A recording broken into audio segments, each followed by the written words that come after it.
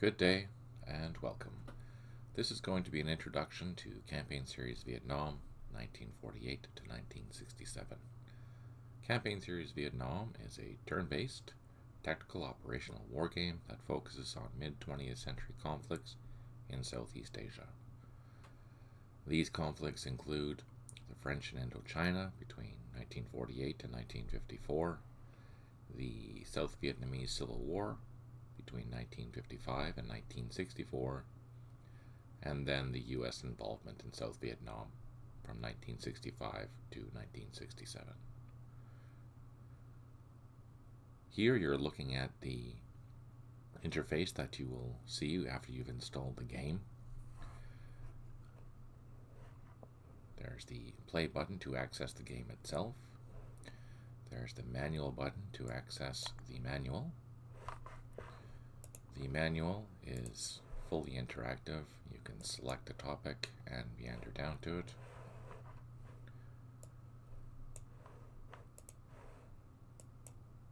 It's a fairly comprehensive manual. Not everything is covered, but at least 95% of what you can do with the game is covered, including how to mod, how to build your own scenarios, and so on. Additionally, you can use this button to check for the latest updates. You can also use the forum. This link here will take you directly to the forum, where you can see what is going on with a particular game and see if there's any intermittent updates or after action reports, anything, new scenarios. They will all be here on the forum. If you have questions or anything like that, that is an excellent place to put them, and we'll be happy to answer them. The support page takes you to the same place.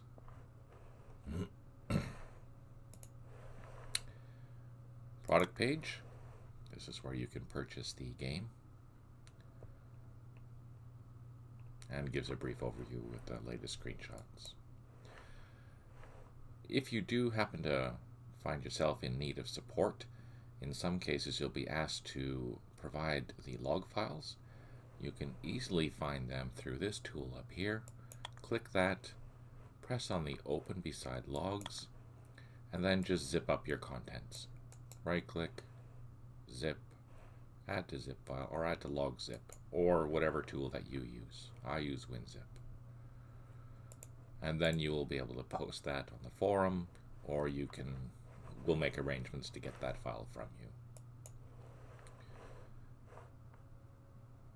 Here's a way to access the game folder. If you are playing play by email, you'll find your save files in here. You'll only need to send the BTE file.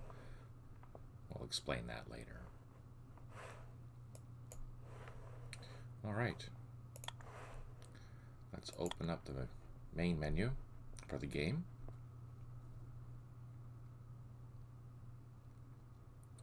Just going to skip through the intro video.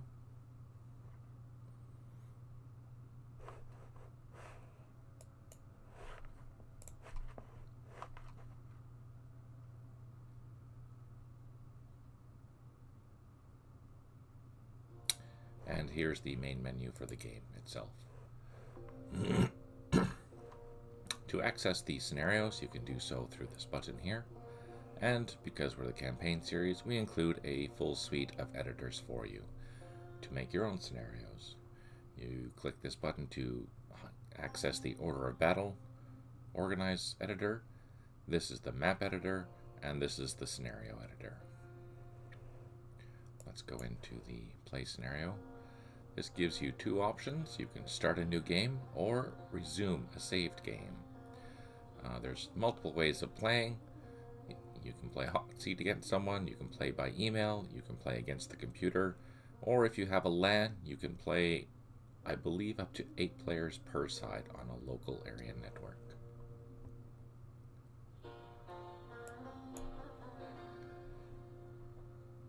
There are 4 low complexity scenarios called the boot camp scenarios. These will basically give you the how to play the game. I will go through and make videos for each of these so you can follow along as I play them.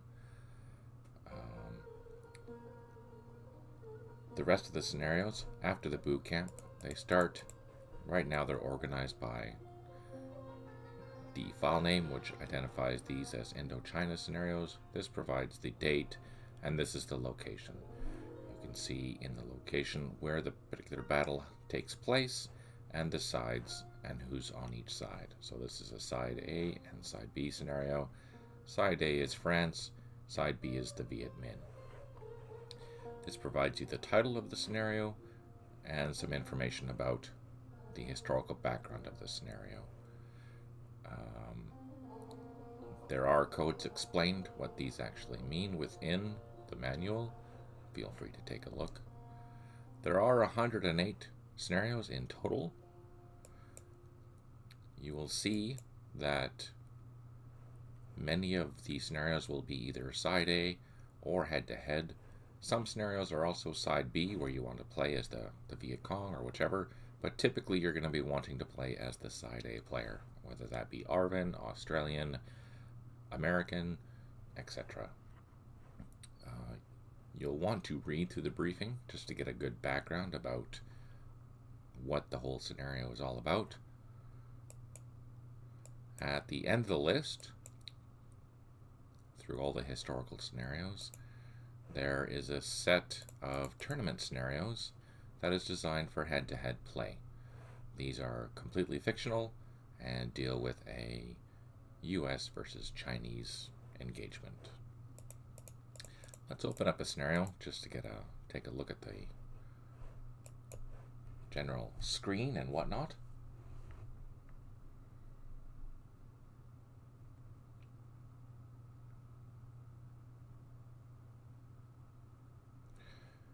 Here is the first thing you're going to be requested to do. This is a boot camp scenario, so we would select the manual player as side A, and we're going to have the computer with fog of war included. There are optional rules under here, and there's a wide variety of them. If you are familiar with the series, you'll see that there are new rules. I'll go through these in detail when I play this particular scenario. Right now I'm just giving you an overview of what to expect.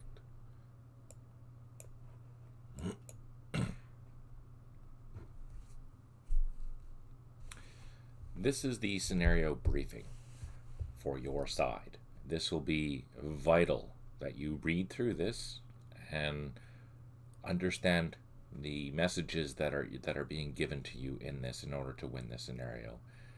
Things won't be spelled out for you in detail. You'll have to kind of read between the lines in some cases, and depending on the situation or the scenario that you're playing, this briefing may change partway through the scenario depending on the tactical situation. This will give you the situation about what is going on in the particular scenario, as well as a listing of the friendly forces and maybe some intelligence on the enemy forces. It will provide you with what tasks you need to be doing in order to fulfill the victory conditions for this particular scenario. It'll give you a hint on how to execute it. It'll tell you some political information, administration information, as well as the command and control and whatnot. For these boot camp scenarios, we also tell you how to what to do for the first turn. Press OK, press there. I would highly recommend accessing the manual through the help menu and go to the bootcamp tutorials and follow along here if you have the space. You can read through this and literally do what I'm doing. I've written this out so you can read through it turn by turn. Anyways, back to the game. Here's the new interface. It looks familiar, but notice some significant changes. One, the toolbar. The toolbar has changed significantly than what it used to be. Before, you would have all the buttons available, which could be overwhelming, especially if you're new to the series. Now we have organized them into the most common, the typical combat buttons, the air buttons, engineer related buttons, highlight options, map options, buttons related to units, and general information. Also, keep in mind that all these buttons all have a hotkey associated to them. So if you don't want to be using the buttons, you can figure out what the hotkey button is and use those. I use a mix depending on what I'm doing. There are now 9 zoom levels within the game. I will run through them right now.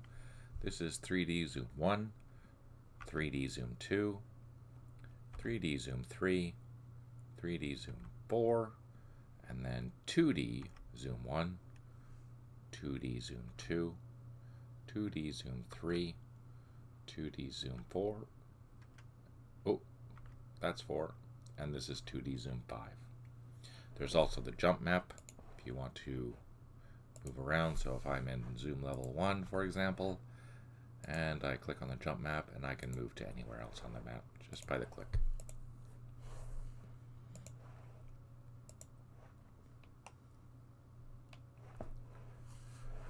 There are also a number of different options for display.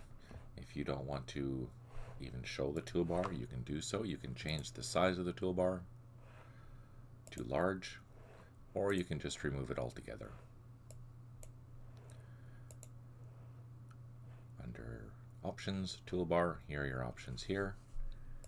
I usually play with standard.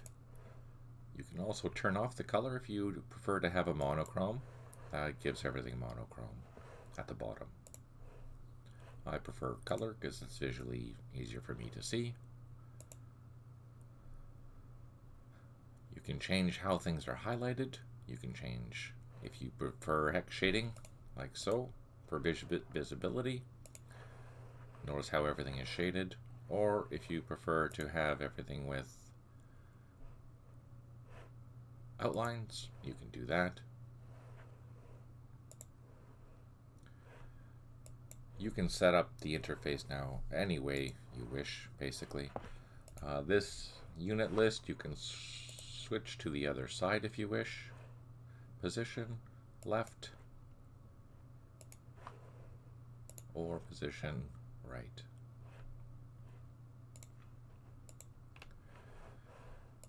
You can change the unit bases if you wish, under the options.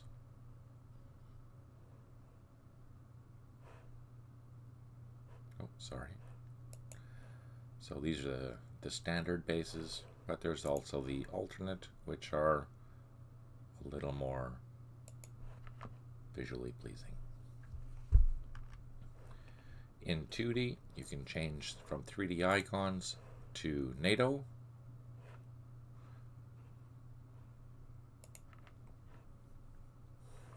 If you prefer NATO.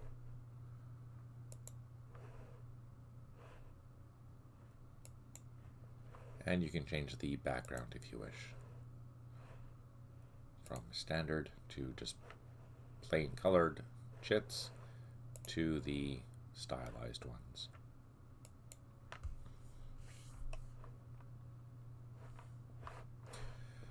You can quickly access the map labels by pressing the label button.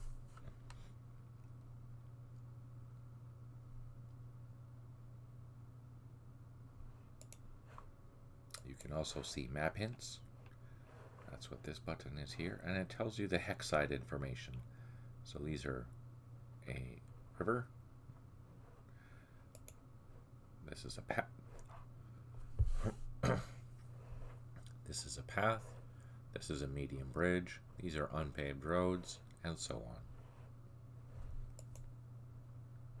And you can turn them off. That is something that is very useful to do, especially when the terrain is difficult to see. If you're playing in 3D, for example, you know there's something kind of there, but you're not really sure what it is. You can press the map hint buttons, and it'll tell you what they are. Where there's a path, where there's a crossing, if there's a crossing, etc.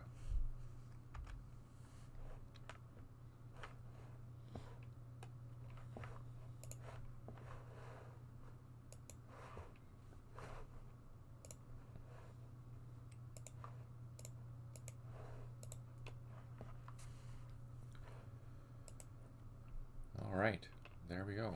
That is a simple introduction to the game. I will continue the series just to give you an idea of what to expect. Feel free to ask any questions, and I will continue making these videos to help you understand what the game is all about. Thank you for watching. Take care. Good luck.